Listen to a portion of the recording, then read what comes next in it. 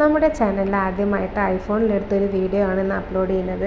അപ്പോൾ ഐഫോൺ വേറെ ആരുടെ അല്ല, എൻ്റെ കൂടെ ജോലി ചെയ്യുന്ന വിഷ്ണു ചേട്ടൻ്റെയാണ്. അപ്പോൾ ഇന്നും ഞാൻ വന്നിരിക്കുന്നത് ഒരു അൺബോക്സിങ് വീഡിയോ ആയിട്ട് തന്നെയാണ്.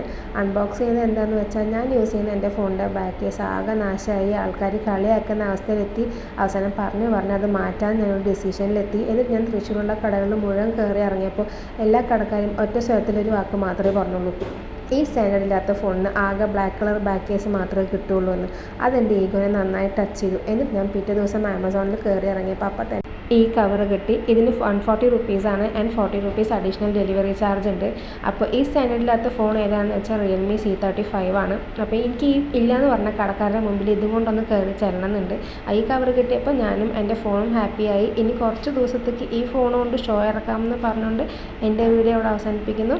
എല്ലാവരും മറ്റൊരു വീഡിയോയിൽ കാണാം. Until the next time, it is Tata and bye bye from me.